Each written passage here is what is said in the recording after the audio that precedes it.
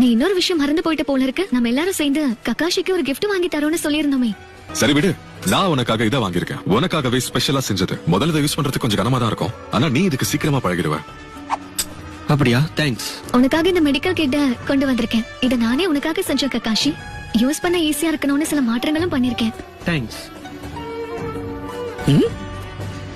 இப்போ உனக்கு என்ன தர போறாங்கன்னு கை நீட்டுற நீ? நான் உனக்கு gift கொடுக்க போறேன்னு தோணுச்சுன்னா அந்த எண்ணத்தை இப்பவே அழிச்சிரு. சரி பொங்காத விடு. நீ எனக்காக gift வாங்கிட்டு வரலாம் எதிர்பார்க்கவே இல்ல. ஆமால, விஷயத்தையே மறந்துட்டேன். நம்ம 4 பேர்ல நான் மட்டும்தான். நீ ஜோனினா மாறி உன்னை கேப்டன் அறிவிச்சதுக்கு அப்புறம் நான் உனக்கு எந்த ஒரு ரிட்டர்ன் கிஃப்டும் தரல. உனக்கு கிஃப்டா கொடுக்க போறது என்னோட ஷேரிங் கன்.